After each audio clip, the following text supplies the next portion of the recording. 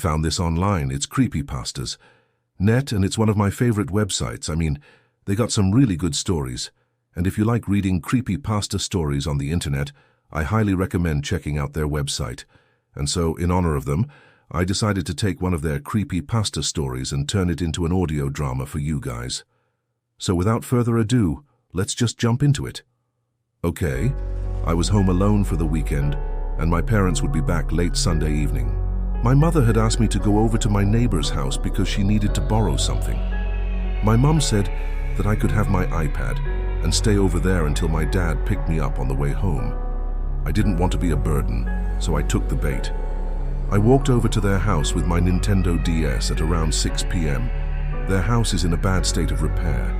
The paint is peeling off the eaves. There are shutters missing from the windows, and most of the lawn is dirt. Their car was there, so I figured that my mum must have told them that I would be coming over. I knocked on the door and waited. About a minute later, the door opened, and I was greeted by a woman wearing pajamas. I assumed it was the mum, but it turned out it was the maid. She was older and her face was deeply lined. She looked at me and said, "Ah, you must be here to see Mary." I nodded, and she beckoned me inside. The interior of the house was dark and dank. Cobwebs hung from the corners of the rooms, and the smell of mildew permeated everything. I called out for the mom, but there was no answer. Then the maid spoke. "Mary is in the basement. Would you like some tea?" I told her that I didn't want any tea, and asked where Mary was. "Right down the stairs," she said, pointing to a nearby staircase. I thanked her and went to find Mary.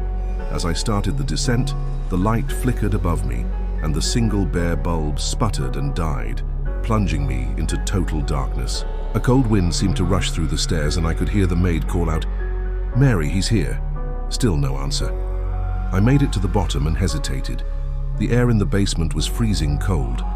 It smelled like damp earth and decay. I had to get to Mary, though, so I started walking.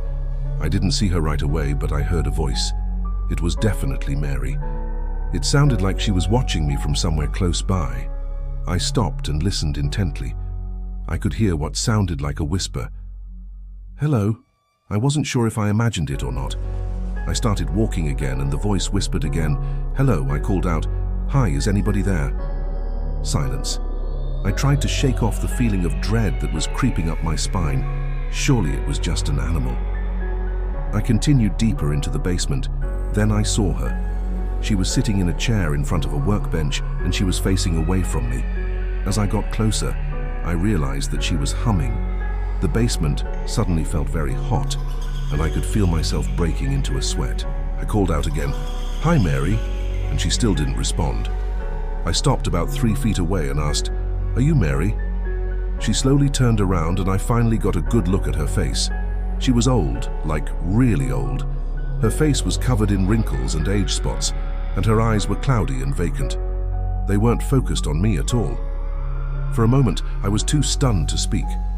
Then I blurted out, "What happened to your face?" The old woman blinked slowly, and then she smiled, revealing a set of yellowed teeth. "This is my favorite part," she rasped, her voice sounding like dry leaves crunching underfoot. I stumbled back, knocking over a nearby bucket. It fell to the floor with a loud clang, echoing through the basement. The old woman's head snapped towards the sound, and her eyes narrowed. I froze, unsure of what to do. Should I run? Would she chase after me? What was she even going to do? Questions raced through my mind, but I couldn't bring myself to move. I just stood there, staring at the woman. Then she spoke again, her voice barely a whisper. "You shouldn't be down here. This place is dangerous." Her words echoed strangely, as if someone else had spoken them. Startled by her sudden change in demeanor, I found my voice.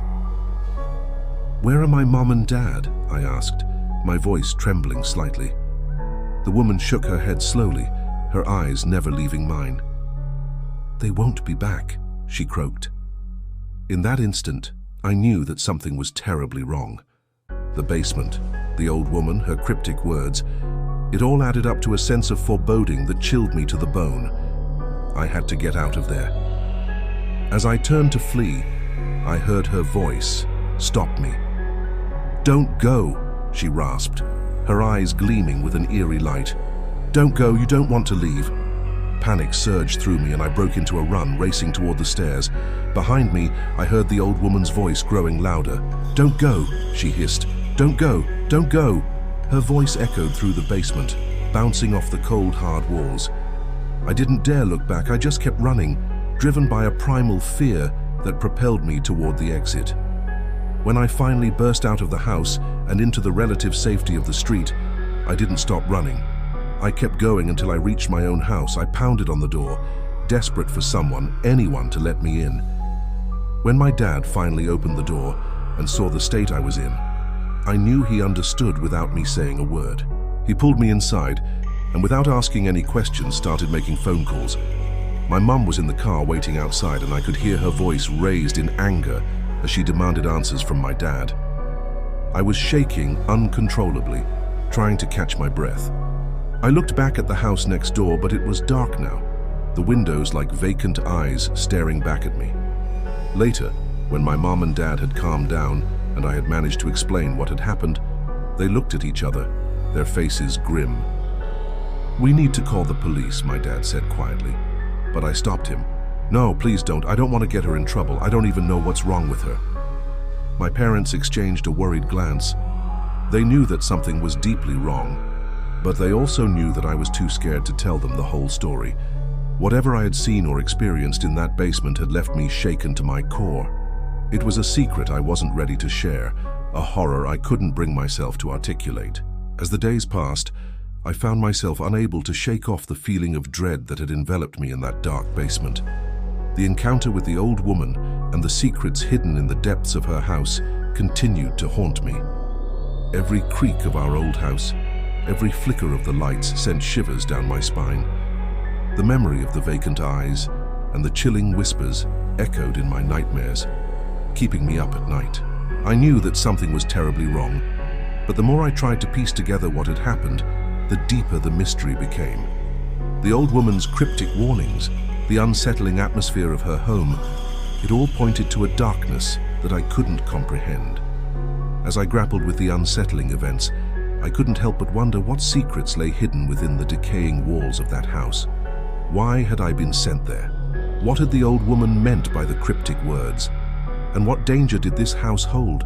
These questions burned in my mind, but I was too afraid to seek the answers, too terrified to delve deeper into the abyss that I had only glimpsed. Weeks turned into months, but the horror of that day never faded.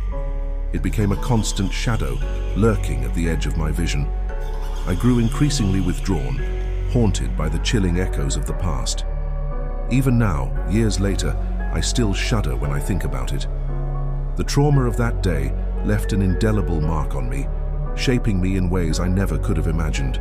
And as I grew older, I realized that the true horror of that day wasn't just what I had seen, but the profound impact it had on my life, a haunting reminder of the darkness that sometimes lurks in the shadows of our everyday world.